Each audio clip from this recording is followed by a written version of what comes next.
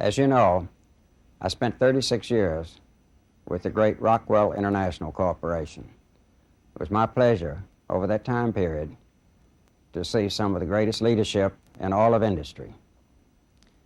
The last 16 years of my association with Bob Anderson and Don Beal had to be the best ever.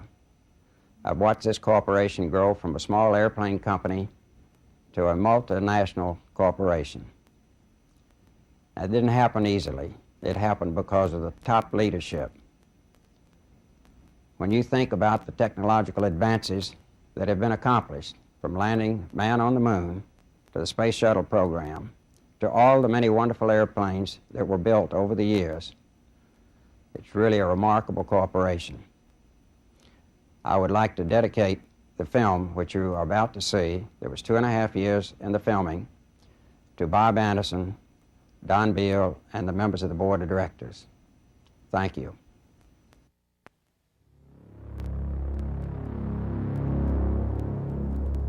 The story you are about to hear is true. It is a story of a man who, by all accounts, never should have lived a day past his 30th birthday. He was born on January 24th, 1922, in Nashville, Tennessee.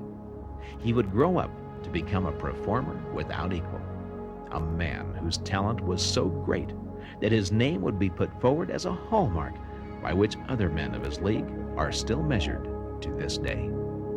He never played a lick of music, doesn't care too much for driving a car, but friend, no one can fly the wings off an airplane like Bob Hoover.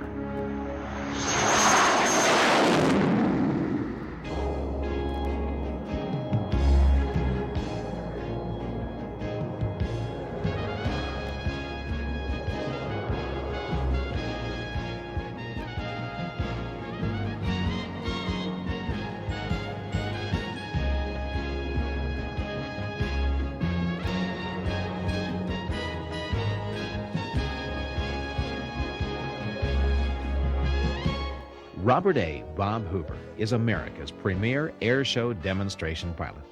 He puts on a variety of performances in his Shrike Commander, a Saberliner jet, and occasionally the old Yeller P-51 Mustang and his T-28. As we watch him perform those slow, graceful maneuvers, many people have no conception of this man's extraordinary aviation career. He's been called the Great One, a legend in his own time. When pilots compare pilots, it's the name of Bob Hoover that is the measure of comparison. Chuck Yeager says he's the best stick and rudder man in the business. He's survived more aircraft accidents through testing than probably any living human being. So who is this man that so many revere? I wanted to know, and that's where this incredible true story begins. At the age of 16, Bob Hoover soloed his first flight, using the $2 he earned working all day at a grocery store to pay for the flying lessons. His first airplane flights made him desperately ill, but he fought back a queasy stomach and overcame the discomfort through continued practice. He joined the Tennessee Air National Guard at 18. Didn't expect to fly till he reached 21, but that all changed on December 7th, 1941. Wave after wave of enemy planes bombed American aircraft and units of the Pacific Fleet in a treacherous attack which achieved perfect tactical surprise. Other Japs went after U.S. fighters on auxiliary fields. In spite of the terrific pounding, our pilots and mechanics were able to get 4 P-40s and 2 P-36s in the air within the first 30 minutes and offer some resistance. The United States had suffered a crushing blow, and the nation was at war. America at war needed every able-bodied pilot, so Bob Hoover quickly found himself in the Army Air Corps, flight testing reassembled aircraft in Africa. Once I started flying all of these many different airplanes, everything that you can think of in the war, they were assembling Spitfires, P-38s, P-40s, P-39s, the first P-51s. All of these airplanes were brought over in crates and put together, and myself and another pilot did all the flying in those airplanes. And of course, we built up a wealth of experience in a very short time. In addition, we got to fly most of the bombers that were in for repair, engine changes, or whatever kind of maintenance was necessary. The people didn't know the airplanes that were putting them together, and things would be left out, all kinds of shortcomings. During that time period, I had more accidents than I care to remember. Nothing serious, but enough to where the airplanes were damaged. You know, the gears wouldn't come down, or engine failures, or fires. But from each one, I gained an experience, and it's all cataloged in your memory bank, so it comes out later when you might need it. We found this article from the Nashville Tennessean, which states that Bob Hoover had 17 crashes during testing of aircraft in North Africa due to structural defects. But more than anything else, Bob Hoover wanted to be a combat pilot. Jim, I continued to exhaust every opportunity to get into combat. I wanted it more than life itself, and I kept submitting my request to get combat. And finally, one day, I was in a B-25, and I had a flight of P-40s that were replacement aircraft going to Licata, Sicily, right after we invaded Sicily. And I was standing in the tent signing off for my airplanes, getting signatures for the 6 airplanes I'd let in there. Then I'd put the 6 pilots in the B-25 and take them back to Algiers. General Joe Cannon was there, and he was a very important man in those years, silver-haired gentleman who flew fighters. But he was a wonderful combat leader. And he said, "Young man," he said, "how'd the mission go?" I was standing there with the Mae West on and you know, the flight suit. And I said, "Sir, could I talk to you privately about my mission?" And he said, "Sure." So we went outside. And I guess you'd have to only say, how brash can you be? But I said, "Sir, I can fly an airplane, I believe, better than most anybody." I said, "I have flown everything we've got in the war." I told him, I said, "I can do consecutive loops and hit the target out of every loop." And I said, "I know that you've done loops, and you know how difficult it is to do a loop so round that on every pass you can hit the target." And he said, "You can do that?" And I said, "Yes, sir, and I can do it just as well upside down." And he said, "Well, what is it you want?" I said, "Sir, Colonel McNichol has told me he would be delighted to have me join his fighter group. And it's a 52nd Fighter Group." He said, "Young man, consider it done." He said, "If you haven't been fibbing to me about your capabilities," he said, "I'll have your orders for you in 2 weeks." I grabbed the guy that had ridden with me once in a B-25, and I loaded all of my gear in the back, and I said, "We're going to Palermo." And he says, "We're going where?" And I said, "This is your checkout ride." So I flew us to Palermo, Sicily, and the 52nd Fighter Group had just landed there. They'd just taken over. That war here was just moved to there, and Palermo had surrendered. And I landed at Boca de Falco Field and was greeted by Marvin McNichol, who's been a longtime friend since, and he was the commanding officer. And so that's how I got started into the war. Bob, you're known for putting on an air show at the slightest provocation.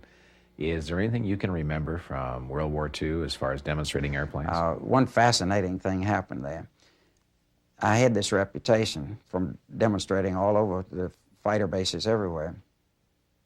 And some captain, one colonel, his commanding officer called Marvin McNichol and said, "Captain so-and-so, who's just shot down 5 airplanes, has heard about your flight officer Hoover, and we'd like to set up a challenge to see who is the better pilot."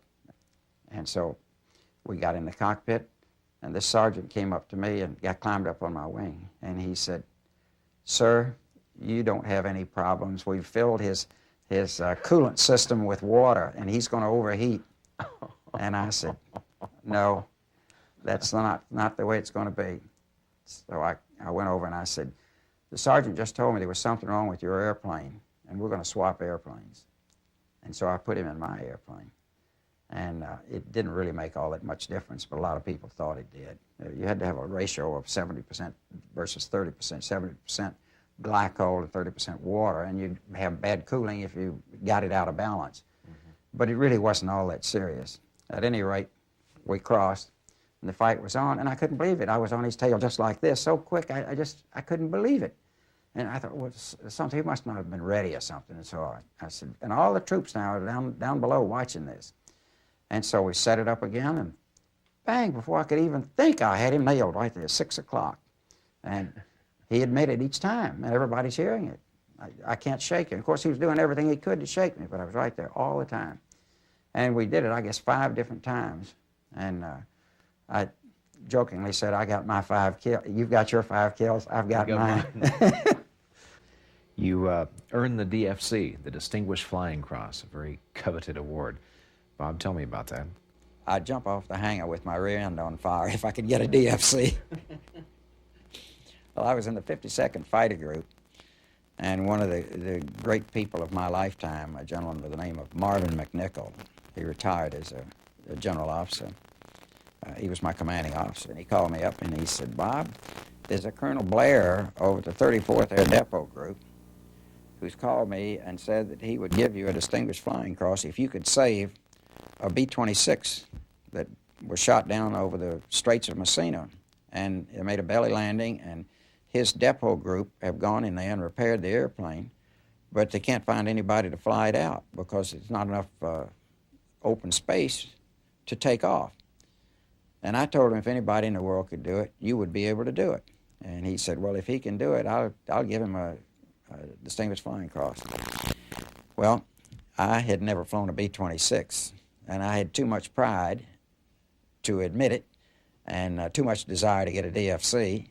So I pretended as if I had flown it, and everybody assumed that I had flown it. But it was one of the few airplanes that I had not flown at that point in the war.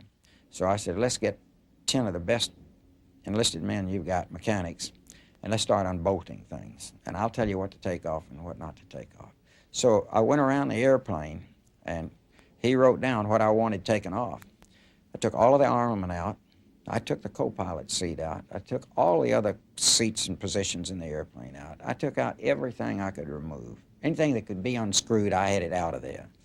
And I put in just enough fuel to go the short distance from the Straits of Messina to Palermo, Sicily. And the Straits of Messina are where the boot of Italy comes down to Sicily there. And it's a very short distance across the Straits. Italy was all enemy territory at the time, but within shooting distance of the Straits. And we got that airplane stripped down, and now the moment of truth. And if you think I wasn't one worried, frightened young flight officer. Never flew the plane before? Never. And I was absolutely terrified because I heard all these horrible stories. When I went through fighter training, they used to say 1 a day in Tampa Bay with the Martin Marauder. And you could be flying over, and you could see them sitting on the bottom of the water there, under the water. It's clear water down there in the Tampa Bay. And, you know, there was all sorts of horrible stories about the airplane. Actually, it was a wonderful airplane, and it had a great combat record, but a very bad record in training. Anyway, I got ready to go, and we had put some pierced steel planking down for a few hundred feet, and I figured it'd be light enough by the time I got off of that to where I could skip across the rest of the sand, and it was on a beach. But it was the slope of the land went uphill like this. The props had electric propellers, and the props ran away on me, and I got it stopped before I got off the pierced steel planking. So we put new batteries in it, and another 2 or 3 days. So there's a lot of anxiety in building up to this thing because you're talking about maybe 2 months. And so now the big day comes, and they've got the Stars and Stripes people there at Palermo, and Marvin McNichol, who was a colonel then, and he had all of the troops out. Everybody's going to watch me come back with this airplane. I got in the airplane, and I got both engines running, and Rayshard Paul, this master sergeant, and he was an old man compared to me at that time. He must have been 45 years of age, and I was 21.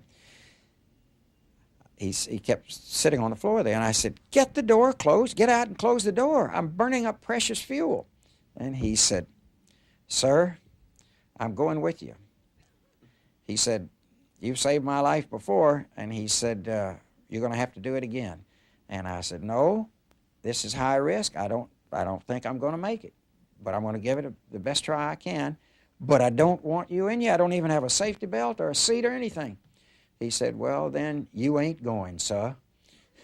And so by now I'm so hyped up, I want to get this airplane out of there because I'm burning up fuel, precious time, the engines are running. I thought, well, if he wants to get killed with me, so be it.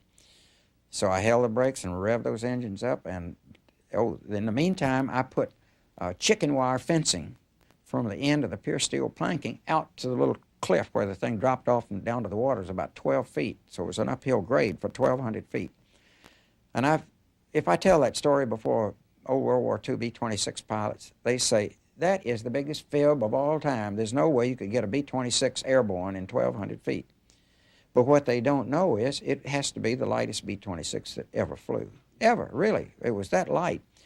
And I went off, and it sunk just a little bit like coming off of a carrier, and it held its own. And I had about 20 degrees of flaps, had the gear sucked up just as soon as it went off the end. And away we went. We got to Palermo, and then now I'm really feeling frisky, you know. I've done it. I've really done it. I'm going to get a DFC and all these wonderful things, you know. So here's a P-40 circling around.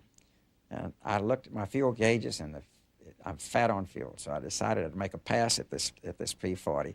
And we had a dogfight, and that B-26 was so light. It was a heavy wing-loading airplane, but it was so light the way I was flying it that it flew just like a fighter, and I got in on his tail. I actually got in a dogfight with this P-40 with a Martin B-26, and I stayed there. He couldn't shake me. And then when I got low enough on fuel, I went in and made a couple of high-speed passes, and everybody's waving and cheering. Then I landed and got my DFC. And today, that distinguished flying cross hangs in the corner of Bob's family room, together with a myriad of aviation awards and honors from all over the world. As Bob straightened up the downstairs bar and poured me an orange juice, Bob Hoover orange juice, I watched a man before me who had lost no enthusiasm for life or for his love of flying. When he talked about flying, his eyes lighted up like a 21-year-old. That's why even today, Bob Hoover's genius at the controls of an airplane are the legacy that comes from so many near-death experiences. As I gazed over the city lights, Bob closed the chapter on World War II. He described how he was shot down in a Spitfire while single-handedly fighting off 5 German airplanes. He got 2 of them before he was shot down. Full of shrapnel, he drifted in the cold water of the Mediterranean for 4 hours. A German ship, looking for the pilots that he had shot down only hours earlier, fished Bob from the sea. I was just absolutely chilled beyond description, and I had shrapnel in the back of my legs and that part of my body, and I had holes in the rubber raft. It was just full of holes, so it served no purpose except to give me some feeling of protection because I had something surrounding me. But I was in the water up to my neck, and no burns. I did just what I've preached all these many years. Rolled it upside down, all the fire's going away from me, and I fell right out of the cockpit, missed the tail. And it seemed like an eternity before I ever fell away from the airplane because I had it so close to the stall that it was falling right along with me. And I was just looking at all that fire going away from me up there. And finally I was able to kick away from it, and it went on by, and I fell off to the side. But they picked me up, and the Germans did, and the bodies from the fatalities from the bombing were all stacked up, sheets over them, when they brought me up the ramp. And the French people were lined up there and watching what was going on. And when they saw this American walking, with uniformed people following me along, their guns, and I heard somebody say, "Viva la America!" And then V for Victory signs started coming up. And then everybody started yelling and screaming in support of me. And I just knew in my heart that the French underground, the Free French, were going to get me free. I just knew it. But it wasn't to be. And so they ended up putting me in a black downway in the bottom of some building in a jail that was unlighted. I could hear rats and everything. It was terrible. to come suddenly from this vivacious life, and all of a sudden for you, what life is there? You know, you're just, bang, there you are, in the dark. And for the next 15 months, Bob Hoover made repeated attempts to escape from his German prisoner of war camp. I was on a train, and I was in the last car on the train. And I had two comical-looking characters, like Oliver Hardy and Laura, and they were the two people holding me captive. And we were seated in this train, and I told them I had to go to the bathroom. And the toilet facilities were right on the back end of this coach. And we were on the bulkhead on the other side of the toilet facilities. So one of them got up and walked with me to the door of the toilet facility, and he stood there, and I left the door open. But he couldn't see in the toilet facility because the door was open in that direction. And so I waited for the right opportunity, and I just dropped off. The train wasn't going very fast, I'd say maybe 15 miles an hour. And I rolled up in a ball in the snow, and the guard opened the door, I guess, and saw I wasn't there. And then he looked back and could see me back up there, and the other one pulled the emergency brake, and the train stopped, and I tried to run in the snow, and I went into drifts, and it's probably the greatest thing that ever happened to me that they got to me. But I knew that I was close to the Swiss border. And that's the reason I chose this place, because I knew enough about the geography from studying maps of the terrain where we'd hope to someday be flying, that I recognized the name of this town as being near the Swiss border. It was Mulhausen. And so the train backed up, and I'm trying to go out through the woods, and they start shooting, and I stop. I can see I could never get away from them, and so I stop, and they put me right in jail in Mulhausen. And this guard who had stood there while the door was open, they put him in prison too. He was in the next cell for letting me escape. Good Lord. And oh boy, was he one mad German, I'll tell you. He was screaming in German all the time at me, hammering on the wall. But that's the way they'd punish their people. They just gave him the same treatment they were giving me. And I stayed in that jail I don't know how long. And you lost track of time quickly. And then I got moved to the interrogation center. And the worst of all was that I was getting some bad infections from the minor wounds that I had. And malnutrition was a problem also, because I certainly wasn't eating very well. So I went from one place to the other, and then finally ended up in the main prison camp. And it would take forever to tell you all the many stories of attempted escape, but I never gave up on it until the day the war was over. At war's end, Bob Hoover returned to the United States after flying to freedom in a borrowed Focke-Wulf 190. He was promoted to lieutenant and stationed at Wright Field, Dayton, Ohio, where he flight tested U.S. and captured enemy aircraft. This was the Heinkel 162, and it was one of the captured German airplanes that I had an opportunity to fly after the war. It was made of plywood. It had very large springs on the gear. The engine was so designed that it could be detached from the airframe in a matter of minutes. Those engines were short-lived engines back in those years. They were pretty primitive. And so the object was to be able to take that engine off and put another one on in a very short time period. But the whole airplane was built of non-strategic materials, materials that were readily available in Germany.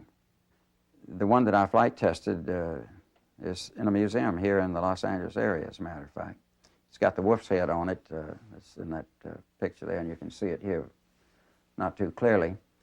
But it had some very bad characteristics, and they had a lot of fatalities with the few test vehicles that they had. And this is a descriptive series of pictures showing how the airplane came apart.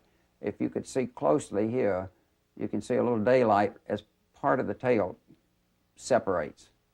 And then as you go on down, you can see a little daylight over here. The aileron, that wing is breaking up, and then you can see a little more here. There you can see the aileron is separating. Now part of the tail is separating.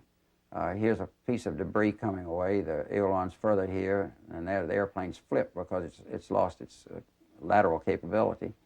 And here you can see the part of that wing is gone along with the aileron, and this wing is beginning to separate in this area here, and the tail's breaking apart. And the next frame after this was nothing. It just rained down in pieces, but you can see it completely destroying itself. And of course it was catastrophic to the pilot, no survival. But it was a very remarkable airplane from the viewpoint of non-strategic materials. It went about 350 miles an hour. It'd take both hands to fly it because they didn't have any boost in those days, and the aerodynamic forces would stiffen up the controls to where you were hardly maneuverable. But it would go like heck. It was 1945, and Bob Hoover was one of the Army Air Corps' top test pilots. They moved him to a large lake bed in the California desert called Muroc. Later, this would come to be known as Edwards Air Force Base, where rocket sleds and astronauts were mixing it up with all sorts of experimental aircraft. But before Bob left Wright-Patterson, he had a chance meeting in the sky with this gentleman. The first time I ever met Bob was when I used to set up there above right field at about 15, 20,000 feet and wait for somebody to take off and then jump them as they climbed out, and then get in a dogfight. And the test pilots wouldn't fight. They kind of chicken. And I remember, I think it was a P-38 took off, taxied out and took off, and I came down, and man, about the time I got within 3,000 yards of that thing, it began to bend around and look at me. I went by and, man, reversed, and we scissored around and got in a luftberry and canopy to canopy and wide open and all the way down, and said, Jesus Christ, man, that guy about to turn me every way but loose. And we fooled around, and finally, just, neither one of us was doing any good, and we finally broke it off and came back and landed. And I knew it was one of the fighter test section's airplanes, and he came in and parked, and I parked 51, and he parked in the next row, and the old lanky lieutenant got out, and I went over and I said, man, you're really shit hot in that airplane. That's the first time I ever see old Hoover. I remember his name, and we got to be good friends because we loved to fly, and every time we'd fly, we'd get in dogfights. It was a sunny March day on the California desert. We had come to Edwards Air Force Base to recollect a bit of history with two of the greatest living fighter test pilots in America. We hung a couple of wireless mics on them, told them to forget about the camera and get reacquainted with Ponchos. And here's the way it came down. That's when 2 days later we finally got above Mach 1. So. I remember that historic day well. Yeah. You remember? We came over here and started partying, and then we found it was top secret, classified, remember? That's something Poncho knew all about it. Everybody knew about it. We confided in her, and then they classified the thing, and then you and I, remember we had that old motorcycle? I sure remember it well. Tiger 100, Poncho rode it. We went all the way across Roseman Dry Lake, through Roseman, out to Willow Springs, and Dick Frost lived out there. That's right. And I lived there in that little old Zabrowski ranch, and we went out there and started partying, and then we left there at night, and I remember riding that old motorcycle, and we were all drunk, and no lights on it, going wide open down through there. And you accused me of turning the lights off, and you were... Well, you chased me, that old Buick, you'd illuminate the road, and then we'd come to a 90-degree turn, you'd turn the lights out, and I'd spin in. Oh, come on. I can remember buzzing this place in every airplane that we flew in. Remember when we checked out in the N9M at Flying Wing, and you got to fly it first, and going down the runway with both feet on the rudders. I remember only too well. Yeah, and then you came over here and buzzed Ponchos, and I think you did the first roll ever done with a Flying Wing. Yeah, I remember that. Days. And God, we had a lot of fun out here. She was pretty sharp old gal, I tell you. Yeah, she was.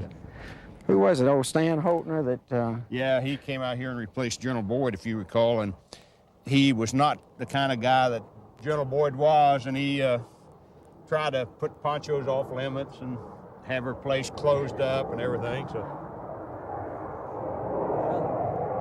There's a B-1. Things have changed, huh? Boy, I think about those archaic things we used to fly. Yeah. And they were red hot then. Yeah.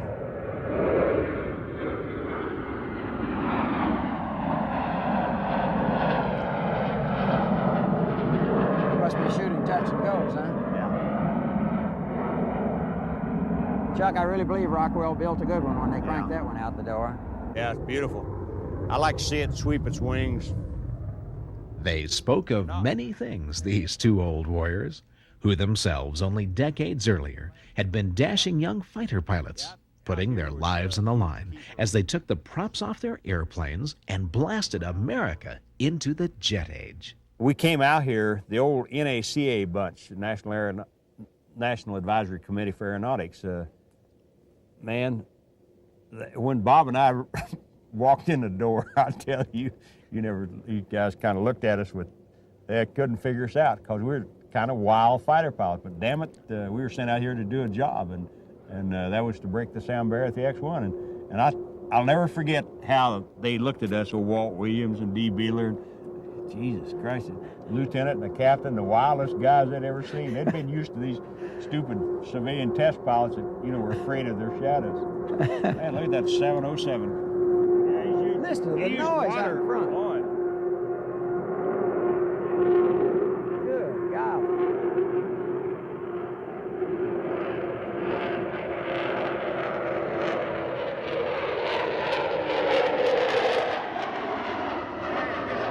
It just ran out.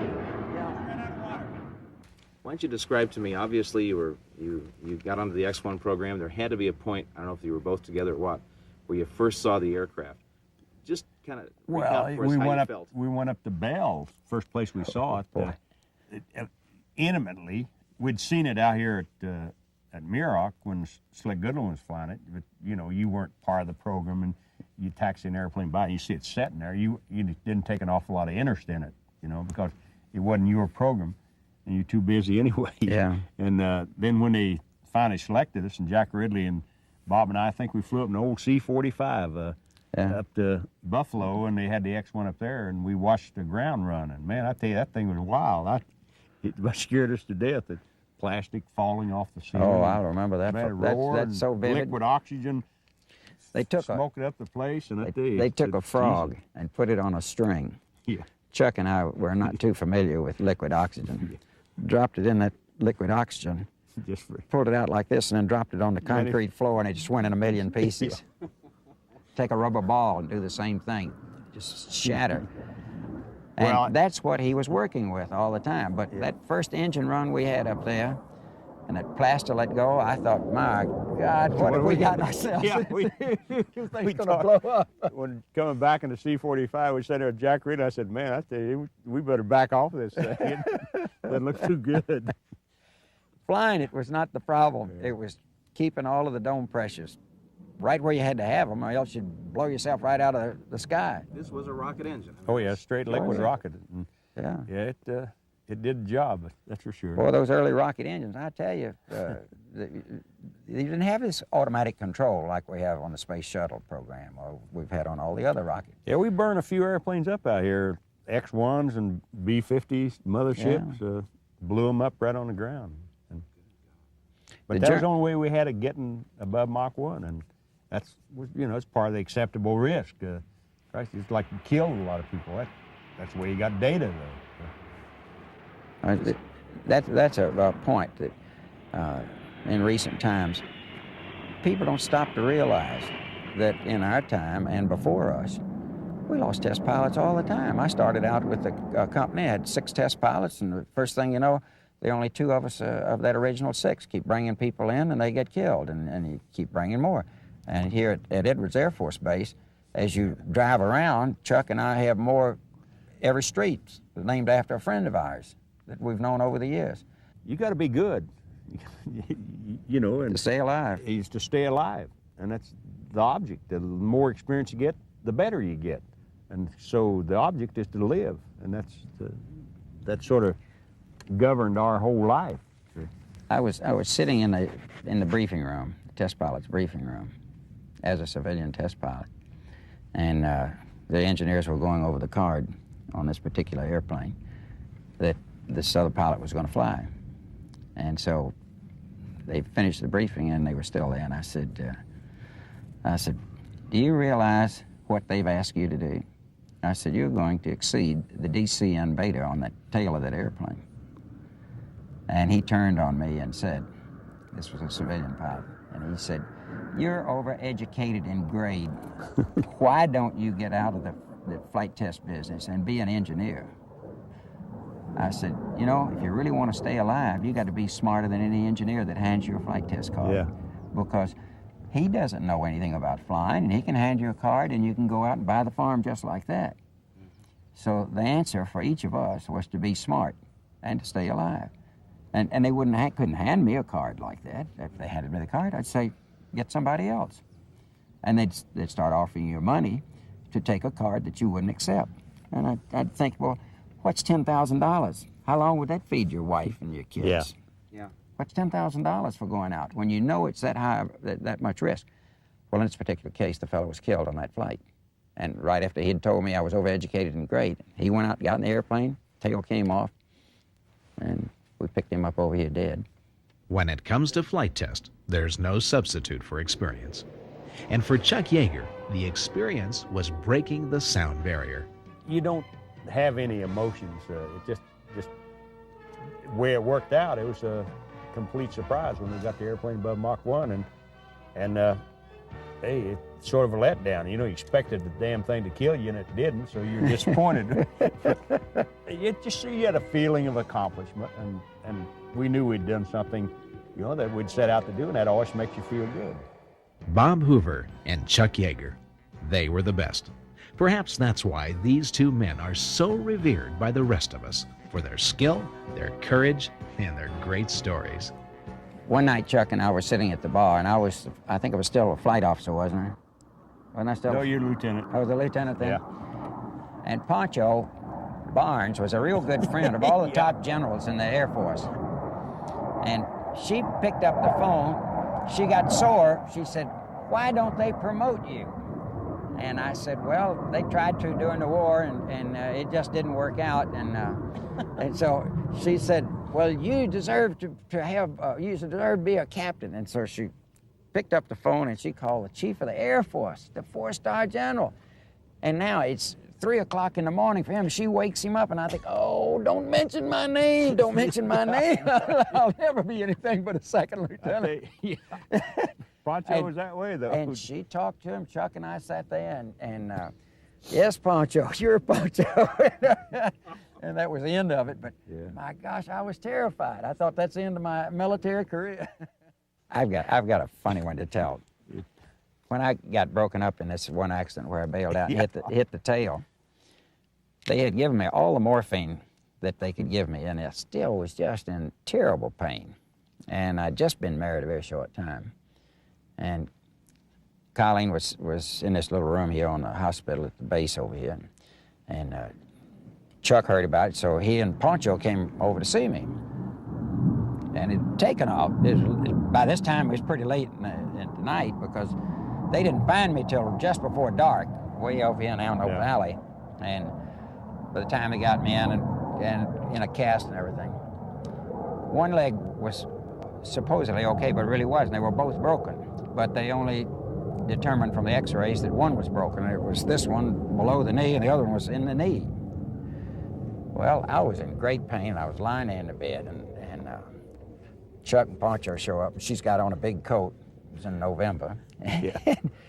She said, those dumb doctors. Every other word was 4 letters, and I'll not say what she stated, but every other word was just like that. And she said, those dumb doctors, they ought to know that booze and drugs shouldn't be mixed. And so she said, this is the only thing that'll make you feel better. And so she had a bottle of booze, she pulled out of her coat pocket, and she said, take some of this. And so I took a little sip, and she said, no. And then she took a slug, and then she passed it to Chuck, and he took a slug, and here's my new bride sitting there with her eyes like this, and they handed her.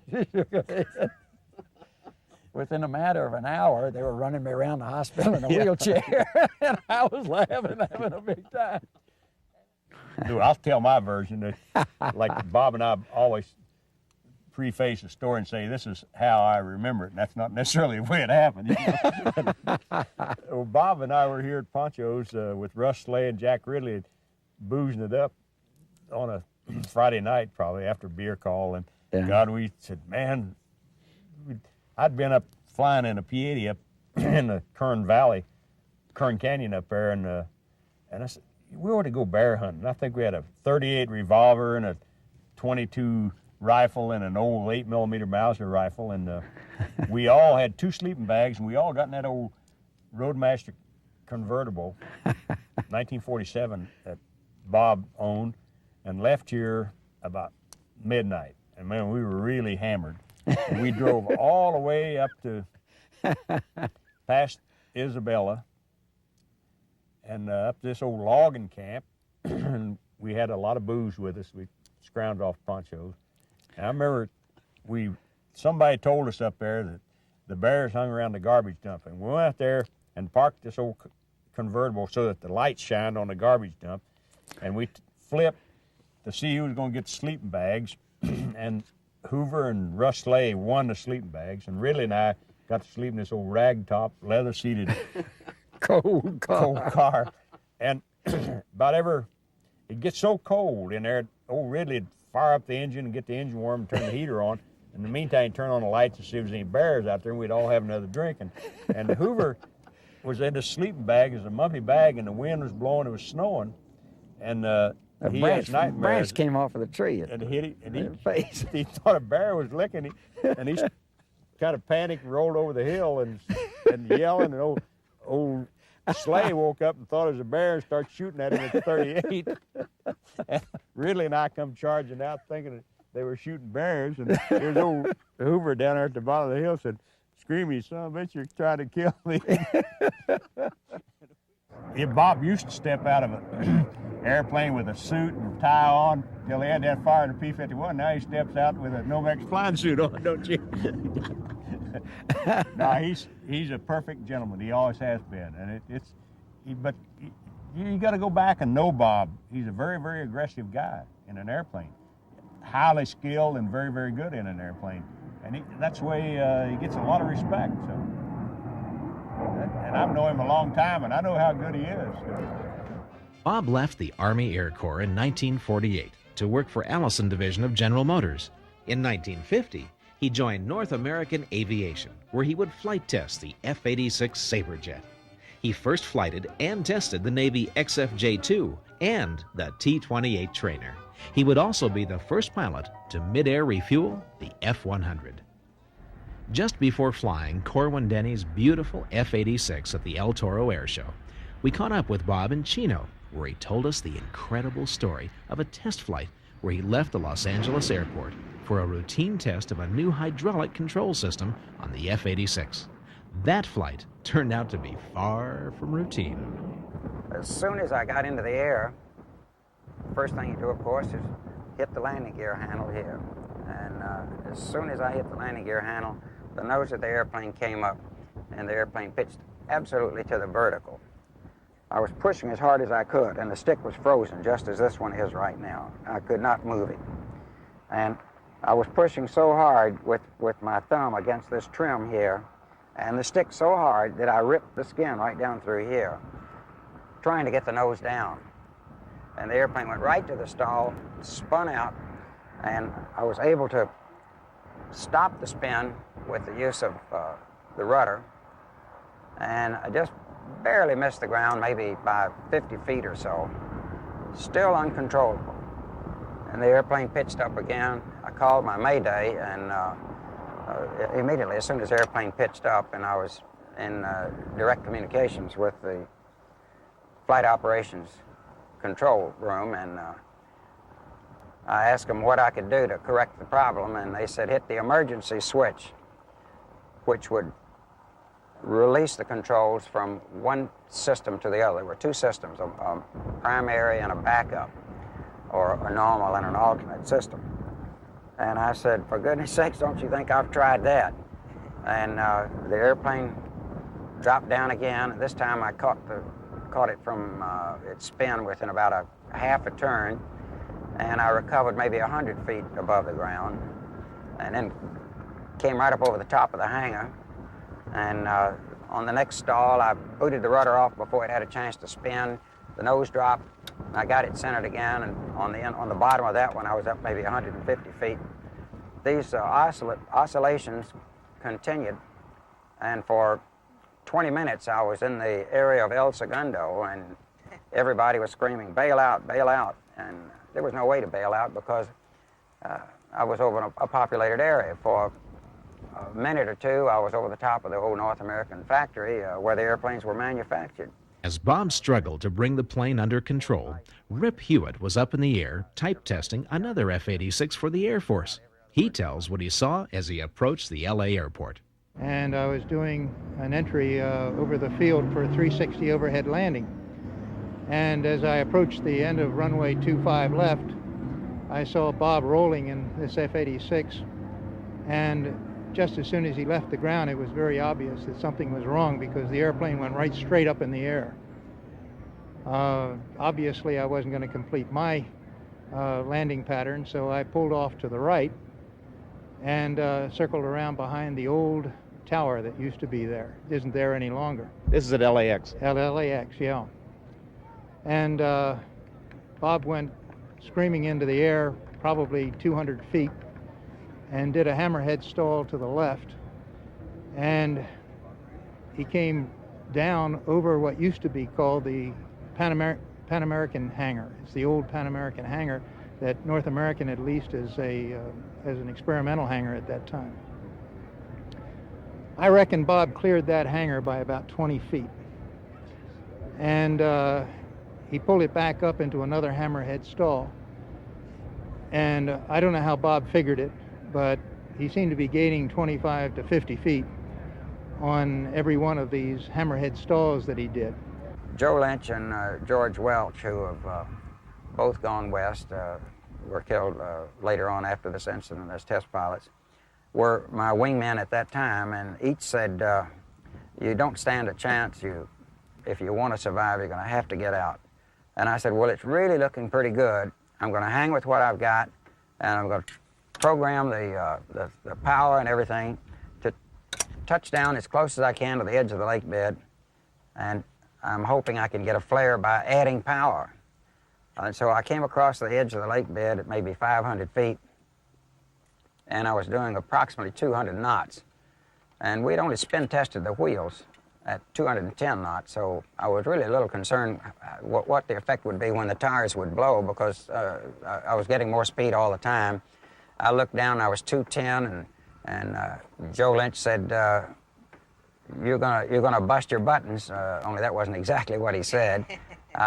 Welch yelled at me, I've told you to get out, I told you to get out, and of course I was absolutely committed, and by this time I've got full throttle on. Now the reason for that is, with most airplanes, there's a thing we call static stability. You add power, the nose comes up. Take the power off, and the nose comes down. So what I was doing was adding power, hoping I could get the nose up by that addition of power. And so I was all the way up to full throttle. And the last time I saw the airspeed indicator was 240 knots, and Joe Lynch was alongside, and he yelled, Hoove, you're way past the design of the gear. And of course I knew that. I was well committed at that point. But with these swept wings that you can see back there, there's a ground effect, a condition whereby there's a cushion of air. As those wings get close to the ground, that cushion of air will condition the layer between the ground and the airplane, and it has a flaring effect. And I must tell you, it was one of the smoothest landings I've ever ridden through in my life, and I had no control over it. And I did touch down in excess of 240 knots, and I did roll 10 miles, and my good friend Jack Ridley, who was on the X-1 program with Chuck Yeager and myself, and later killed in Japan, was our flight test engineer at Edwards on that X-1 program, and he was the first to meet me when I rolled up at the main base there in front of operations, and he said, Bob, that was the hairiest flight I've ever heard about. And I said, well, Jack, I tell you, I don't know when I've been more concerned about survival. I said, you want to feel something that you wouldn't believe? I said, my stick's in concrete. And he reached in, and the stick was, in fact, just solid like that, incapable of being moved. Now, while the Air Force had accepted the F-86s, the Navy was still testing their XFJ-1 prototype airplanes aboard the USS Boxer to see if the planes could meet specifications. Landing high-speed jets on a pitching carrier deck was a new ballgame back then. The test pilots had to come in hot and set the gear down hard to verify that those new planes could withstand the vicious pounding that naval operations had to offer. As you're about to see, this was a high-risk business for the test pilot. Miraculously, some of these men, such as Bob Hoover and a handful of other courageous test pilots, lived through the experience. North American Aviation totally redesigned the XFJ-1 to a new swept-wing design, the XFJ-2. Seen here on her maiden flight with dark navy colors, she had none other than Bob Hoover at the controls.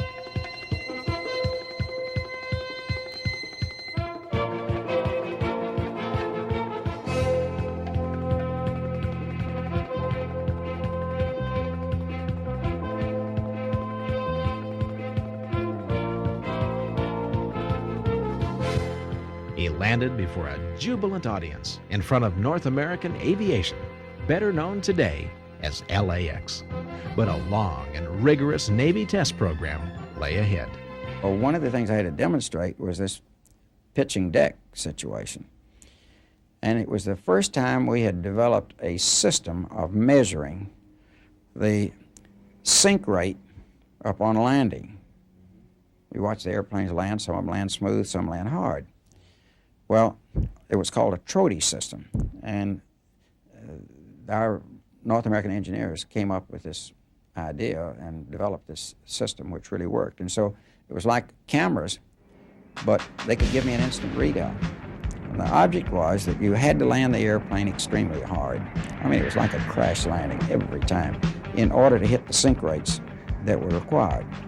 And the difficulty in getting those sink rates was that when you have a swept wing airplane, when you get down close to the ground, you get a cushioning effect. Ground effect. It's called ground effect. And it just cushions the thing out.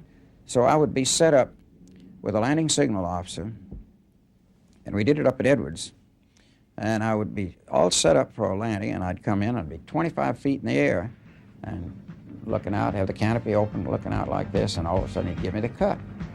And I'd take the cut, and the airplane would be going on this indicator. This TROTI equipment would say 30 feet per second. I'd hit the ground, I'd only be 14 feet per second when the wheels touched. Well, we had to demonstrate it so many landings at 17 feet per second. And the airplane was supposedly designed for 20 feet per second. Well, I kept doing this, and I kept doing this, and I couldn't get it hard. And so then, I just kept saying, cut me higher, cut me higher. And they were cutting me out up so high that I was almost stalled way up here, and the airplane would fall down like this, and it'd cushion out. I get 14 feet per second again. And so then all of the test engineers and the Navy people who were right with us all the time, watching everything, they said, set up a rate of descent of 1,100 feet per minute and never touch the controls and fly it right into the runway.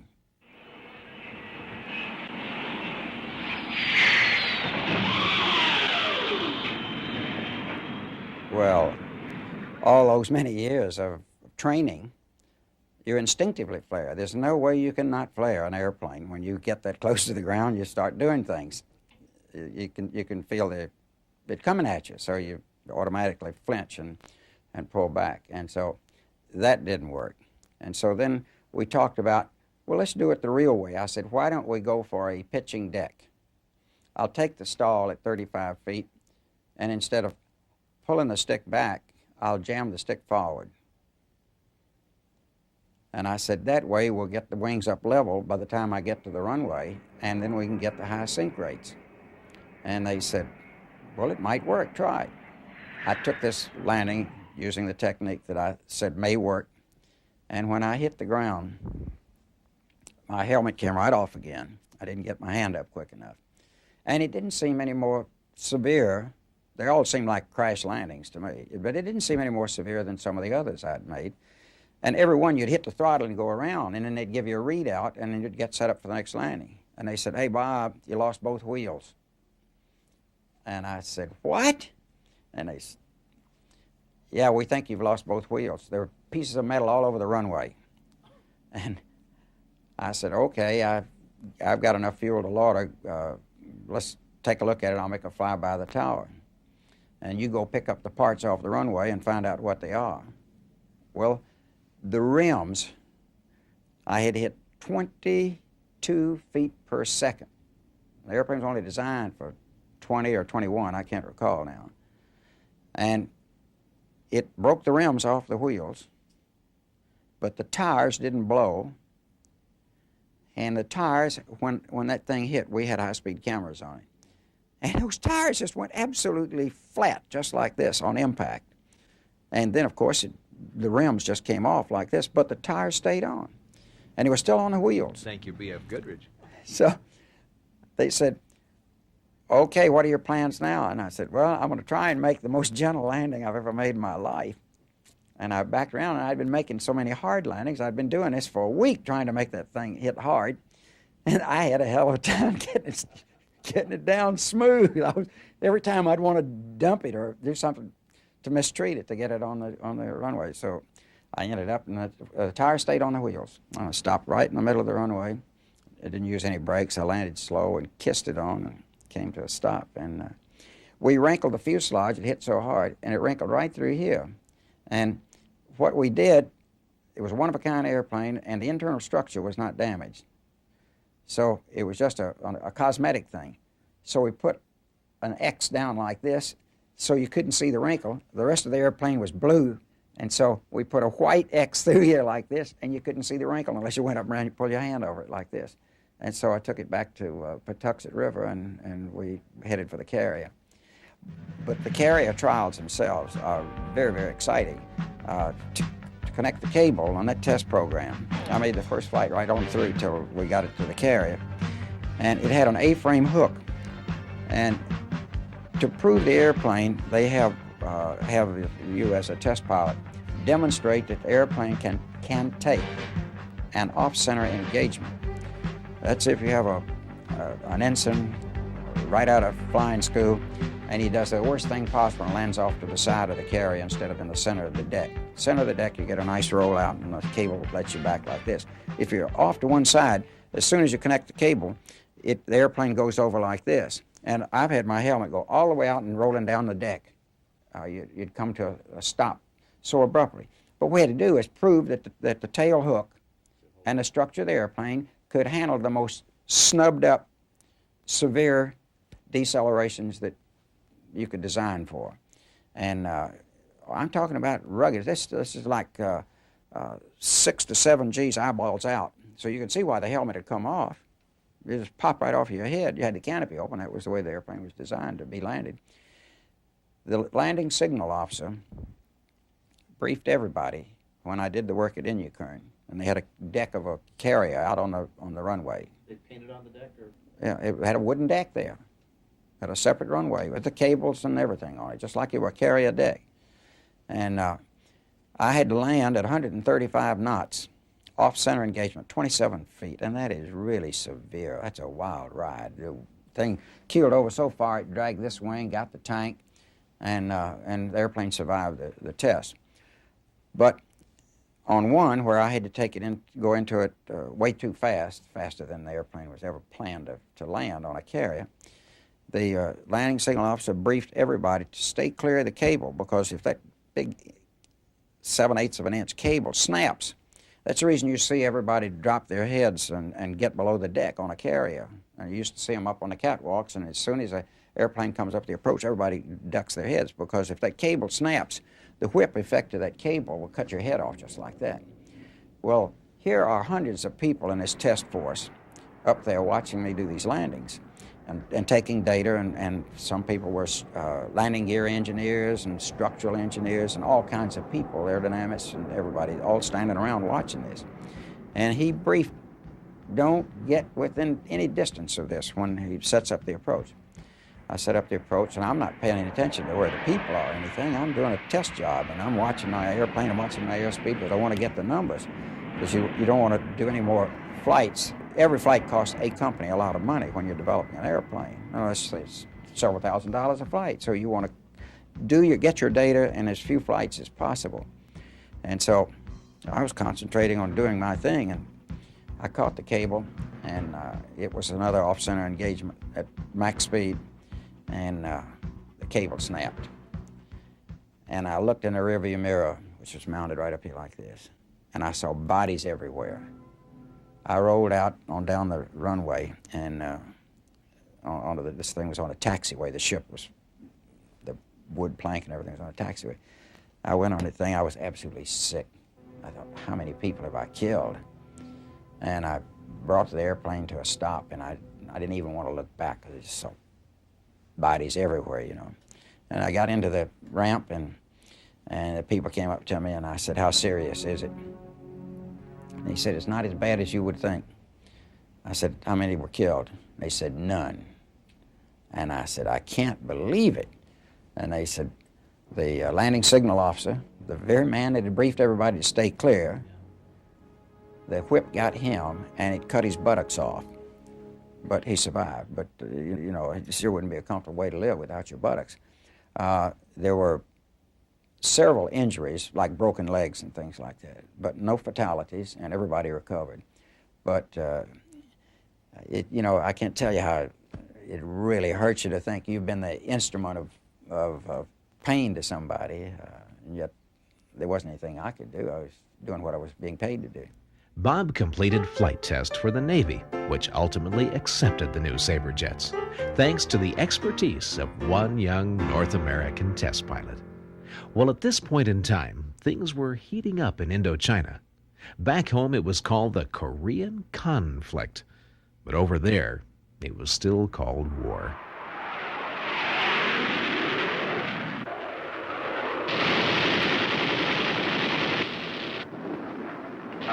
There he goes. He's going down. You got him? All right, boy, that's a good deal.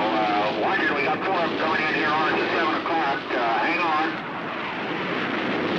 I haven't got him. Go ahead, take it, and I'll cover you. All right, I'm going in now. Our Air Force squadrons were flying the Sabres, but there was some skepticism among the pilots as to the safety and reliability of the F-86. North American decided to send Bob to Korea and do what Bob Hoover had been doing since he was a kid: demonstrate to others the performance capabilities of an airplane. I watched the absolute adulation, and that's the only word I can use, that he is held by particularly young pilots.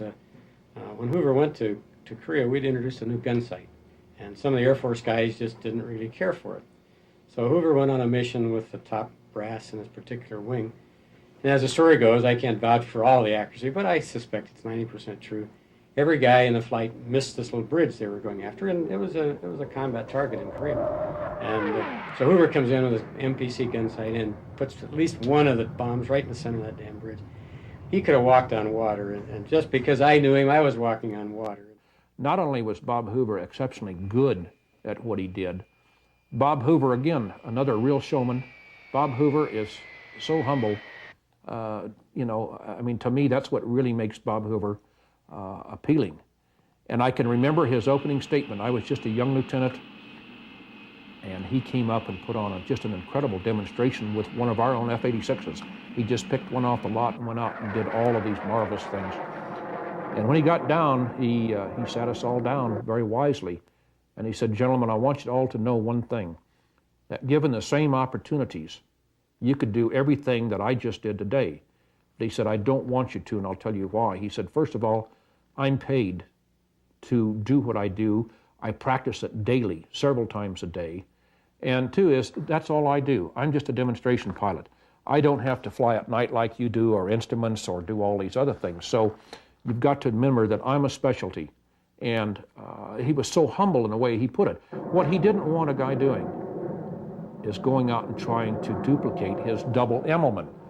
Because if you didn't have Bob Hoover's hands and talent, you might stall out of the top half and have an accident. And that always bothered Bob a great deal. Because what Bob was trying to demonstrate, again being a showman, was the airplane's capabilities, not Bob Hoover's. And he made that very clear to you. Don't try to duplicate. Just understand that you are flying a top-of-the-line aircraft for today. And these are the things the airplane will do, you know, with the right guy. This is the airplane's performance level. Another interesting Bob Hoover story is the time when he actually shot off the nose of his F-86 with a package of rockets that failed to deploy properly. This was an F-86D model, and its armament were rockets. And it carried 24 rockets, 2.75-inch rockets. The flight test called for squeezing off 24 rockets at one time, and we had not done it up until this time. And there was a malfunction in the electrical system, and I squeezed the trigger to have the pod go down and fire the rockets. The pod didn't go down, but the rockets went off. Now, fortunately, they were inert. There were no warheads in the rockets. And you can see that it just blew the airplane apart in this area here. The rockets came right out through the nose. You can see one there coming out right underneath the nose. But it just blew it to kingdom come. You can see the speed brake popped open. It blew all the hydraulics out. And, of course, the engine ate all the debris, so it was destroyed. And that happened at 42,000 feet, and I was looking out the bottom, looking right down at the desert floor, 42,000 feet below. I had a chase pilot, so he told where I was. And they said, "What are your intentions?" And I said, "I'm going to try to get to Inyukurn." Couldn't get on the runway, so I landed on a dirt road. And it was a hot day, and I couldn't get the canopy open because I'd used all of the electrical power that was available in the landing, just in the flare and getting the airplane on the ground. And I sat out in the desert in this canopy greenhouse, and it was a long time, an hour and a half or so before somebody got to me. And it was really hot. I was out of all my clothes by the time they got there. So you were just locked in, you couldn't get out? Couldn't get out. Well, I could have blown the canopy, but see, the canopy is tied into the seat, so if you blow the canopy, there's a very good chance you're going to blow the seat out, and we didn't have 0-0 ejection. You had to have altitude in order to be able to come out in the ejection seat.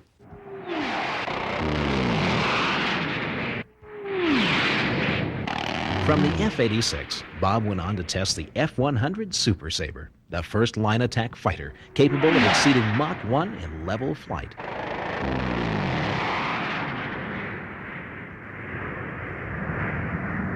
The F-100 saw plenty of early action in the Vietnam Air War. And as usual, Bob Hoover was called upon to demonstrate correct landing procedures in the Super Saber, as seen in this old training film.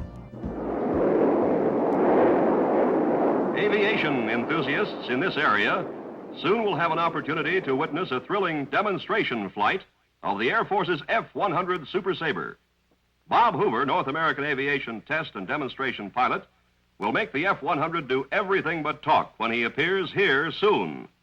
Slow rolls, high-speed passes, low-speed passes, and loops are only a part of the exciting exhibition flight Hoover puts on to demonstrate the versatility and capabilities of the Super Saber, backbone of our jet Air Force.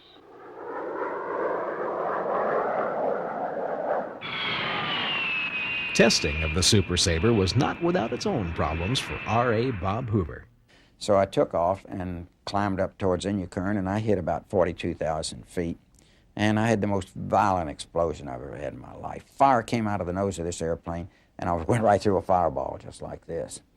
And then it happened again and again, and I chopped the throttle and shut everything off, and I told them on the radio, I said, I squeezed the mic so they could hear the explosions.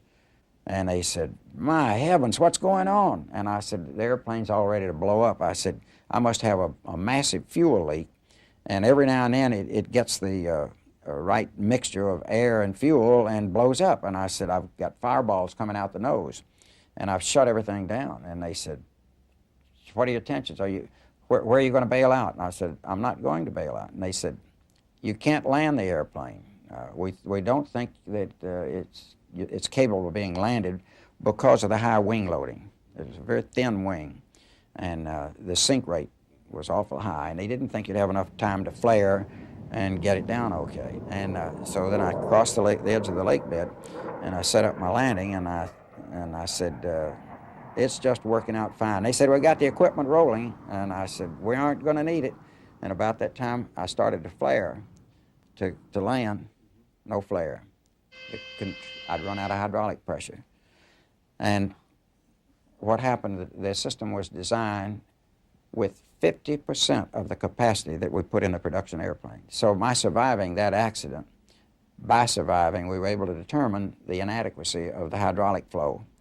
Even though I had the pressure, I didn't have enough flow to give me the controllability that I needed to get the airplane from this attitude to this attitude for landing. And so I was getting some effectiveness, but not enough. And so I gave one mayday on the radio. I just said, I've lost control, and not knowing whether I would survive or not. But the airplane didn't hit nose down. It hit, with some slight nose up, because it was taking effect, but the sink rate was so enormous that when it hit, all of the landing gears tore off. And when it hit, I went forward, and it broke my back. And the instrument panel came right out of the airplane and went right down on my legs, right here. And I was out, and I came to, and I was back in the air, and the airplane was up on its side, 90 degrees, about 200 feet in the air, according to all the witnesses. And I had a mechanical rudder. All the rest of the controls were hydraulic powered, but I had a mechanical rudder, and I stood on that left rudder, and I watched the ground come at me, and I caught this wing, and when it hit like this, and then it started spinning around like this, and it went this way as it slithered forward. It went about 1,200 feet and made 2 or 3 revolutions like this. And from that point on, I was unconscious.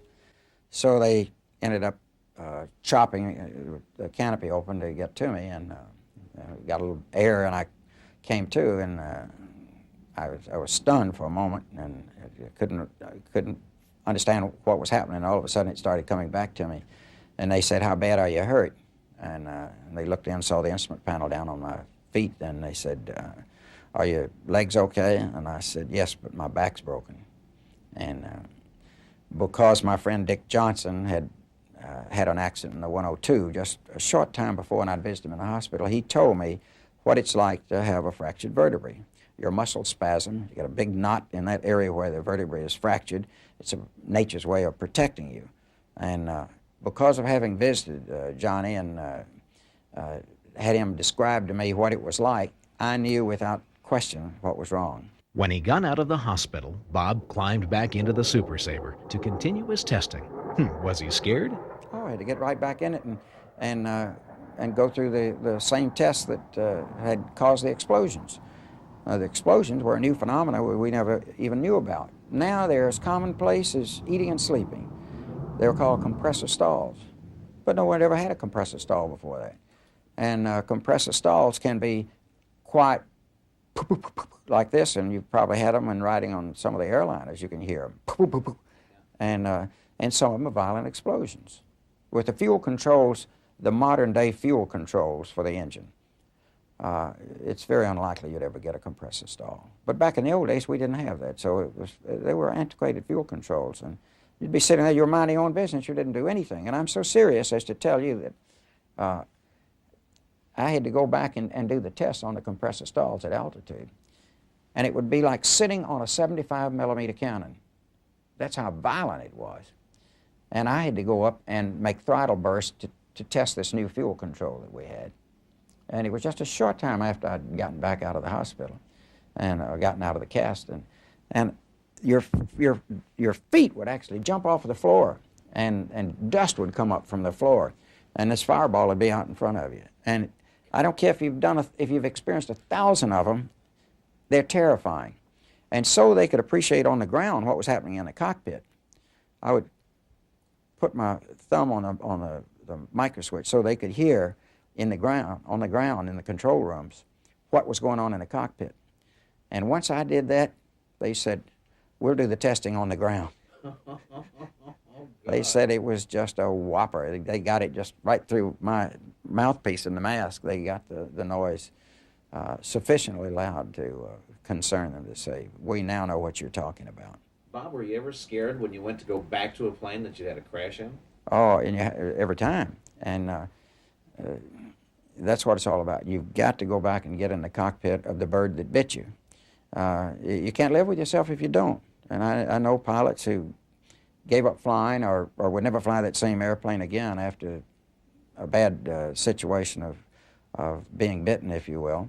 And it's the biggest mistake of their life. They got a psychological problem forever because they got to live with themselves and they know that, if you will, they didn't have the intestinal fortitude to go hit it again. Once you get back in that cockpit and go for it, all of that's gone. It's the concern, the mental agony of, uh-oh, is they going to do it to me again? And so in my opinion, you have to get back in it and go for it. But the answer is yes, it's terrifying.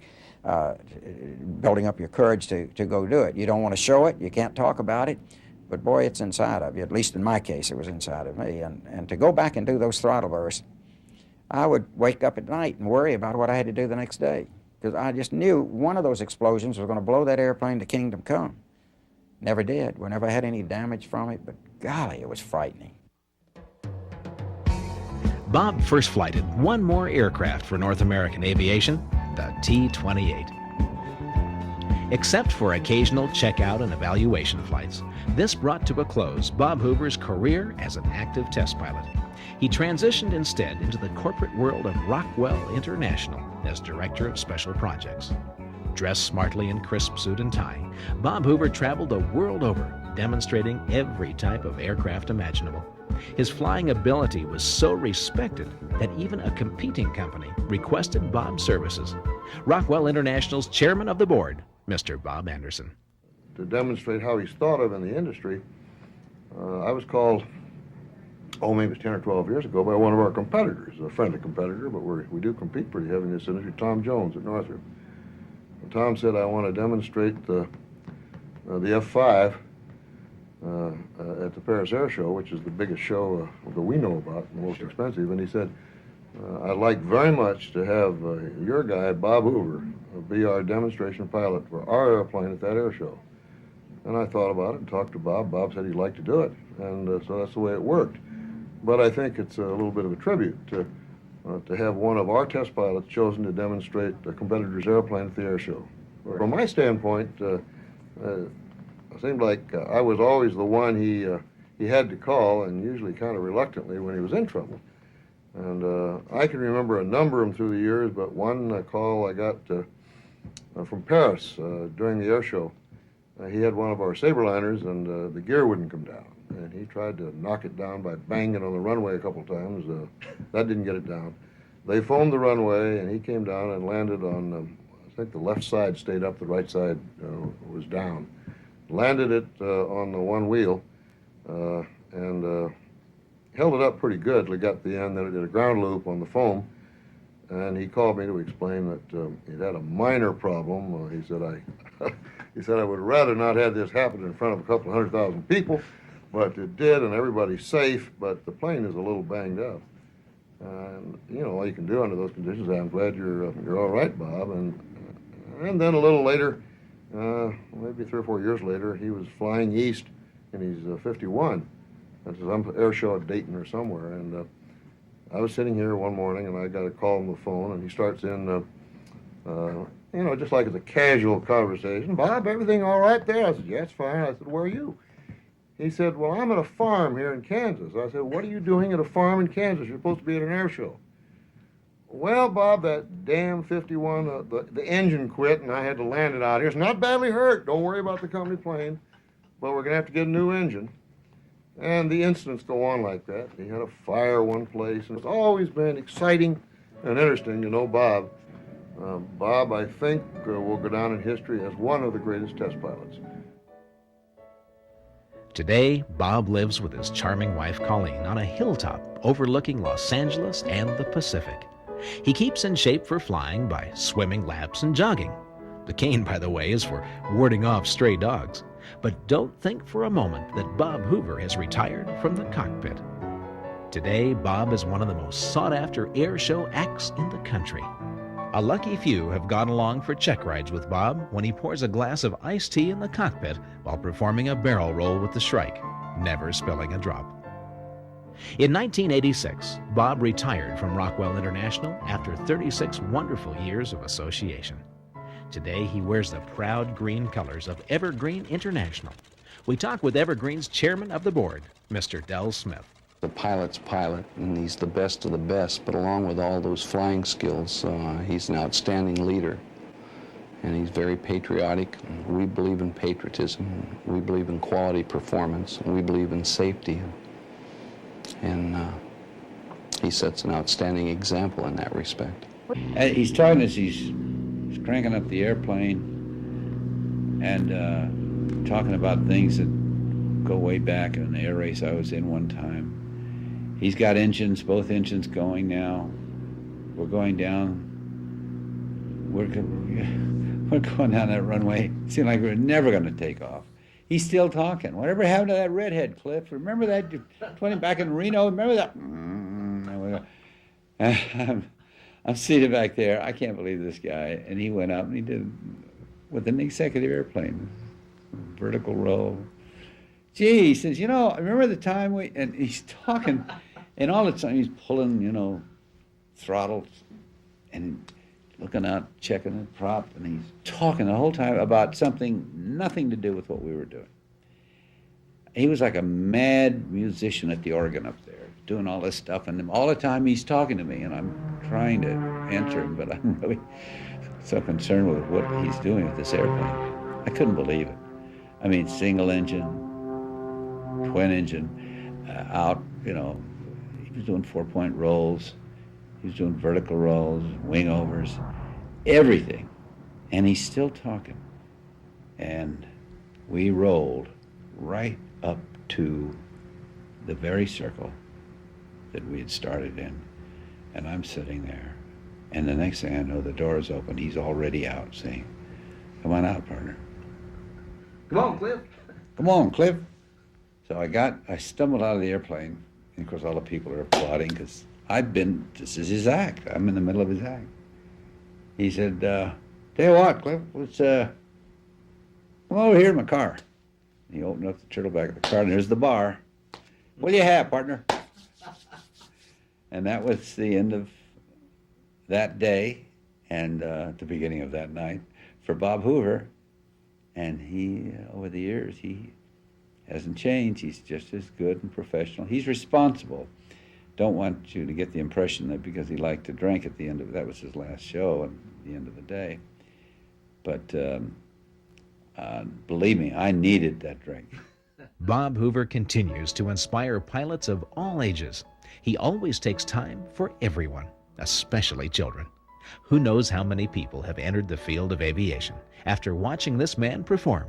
If you don't believe it, just ask the man who pilots the Bud Light 200, 7-time national aerobatic champion, Leo Loudenslager. In 1964, the first Reno air races, I was a airman second class mechanic at Travis Air Force Base, and I had already obtained my private pilot license. And I went there and I watched the aerobatics, but I watched the demonstration by a gentleman named R.A. Bob Hoover. And after watching that, I thought, you know, if you could do what that man does with an airplane, there's really nothing else to say in aviation. And that's really where the germ or the seed started for aerobatics and my desire to be able to fly an airplane upside down. Every year since 1964, Bob Hoover has been the pace plane, starting the unlimited racers at the National Championship Reno Air Races with these famous words, "Gentlemen, you have a race." His years of testing and pushing aircraft to the limit have been the salvation of many a Mayday pilot. He has an uncanny ability to pick up a Mayday airplane and get on it so fast. I mean, he looks like he's up there having fun doing rolls and stuff like that, but you pitch and he is on you so fast. I remember Mac McLean, who is now dead, one time he oiled down the Red Baron real bad when he was flying it. And he got the thing back down and on the ground, and everybody was applauding his expertise. And like he told me, he said, I never saw anything. He said, Bob Hoover landed the airplane. He said, I was just holding onto the stick. You know, he told him when to drop the gear, when to drop the flaps, how far he was above the runway, which way to move back and forth to stay in the center. The stories are endless. Bob Hoover's accomplishments and adventures are the ingredients for tales that pilots will tell other pilots for generations. In his military career, this country conveyed to him the Distinguished Flying Cross, the Soldier's Medal, the Air Medal, and the Purple Heart. He has twice been president of the Society of Experimental Test Pilots. He's been honored with over 100 of this country's most prestigious aviation awards. And in 1988, Bob Hoover will be inducted into the Aviation Hall of Fame. After producing this program, I've come to know Bob Hoover to be one of the most gracious, down-to-earth gentlemen that anyone could ever have the pleasure to know. And I'll tell you this, if any other man had ever lived only half the life that Bob Hoover has lived, we'd call him Paul Bunyan. His enthusiasm for life and for flying is infectious. When he talks about airplanes, his eyes light up with a sparkle like a child who's just discovered that his name is on 90% of the packages under the Christmas tree. Now that you know about a few of Bob's adventures, sit back and enjoy what this man does best. With a stick in his hand and a pair of rudder pedals at his feet, Robert A. Bob Hoover. They just don't come any better.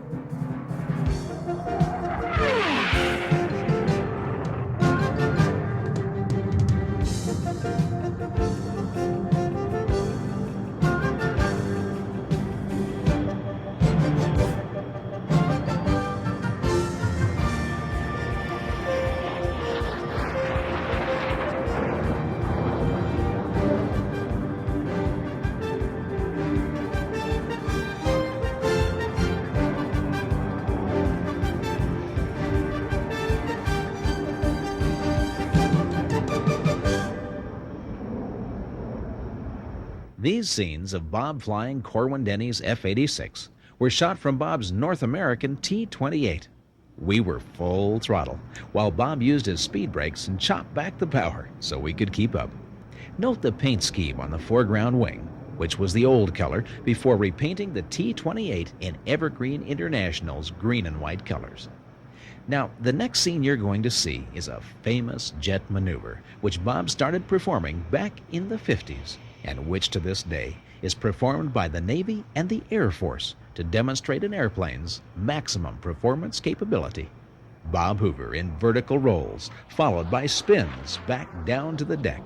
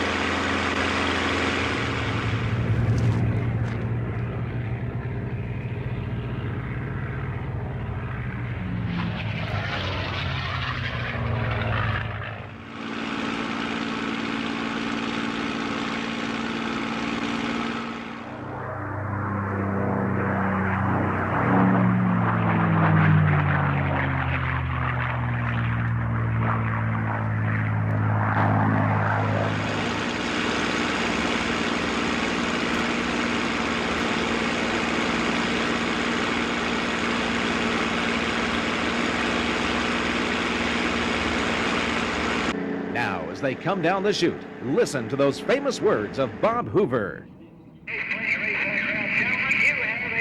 And you heard those famous words. Gentlemen, you have a race.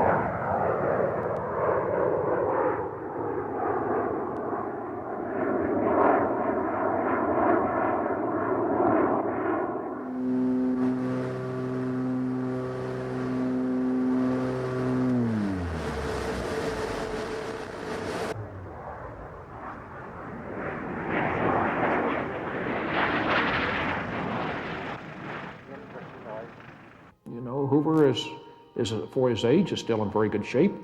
He amazes people because his glasses are about a half-inch thick, and yet you can see him keep that prop 6 inches off the runway all the way down the runway there at Stead. He will call me in advance of the air races when I'm putting the program together and say, "Wayne, this is Bob, how many times am I flying?" And I'll look at my schedule and he said, "Well, now you know I can fly all day long if you want me to." Some people will tell you a legend is someone who's dead, but then you get back to legend in its own time. And that really is Bob Hoover. I can remember so vividly in the end of September of 1943. I was launched on a scramble, and we had Mark 9 Spitfires. And you got to get the airplanes, the scrambles, airborne to knock down the enemy before he gets to the airfield to bomb it. And we headed out to sea towards Naples, Italy. And we got about 50 miles out, and the British controller said, there are 100 plus bogies, 12 o'clock, 50 miles away. And I thought, oh boy, heaven is coming right in my lap. I'm gonna have 100 airplanes to choose from, and I'm gonna ration every round I can and see how many I can knock down on one flight. And I just had great illusions, and the closer I got, I could see these airplanes, and my mouth was watering to get in there. And next call we got from the controller, the war is over. Italy has capitulated, escort the Italian Air Force into Palermo, Sicily. And this is where the old swinging screen door was, and then Poncho put the swimming pool in out here. Yeah, I remember that. And she had some big cottonwood trees that grew around here that kind of shaded the place. And of course, they're all gone, and we used to walk down into the pool and swim and carry on. I remember my first trip out here was in August 1945 when we had the first P-80 service test, and I was a maintenance officer at the North Base, and that's when I came over here for the first time and met Poncho. And you came out that fall, I think. Yeah, my first trip was when I came out to fly that Heinkel 162. Yeah.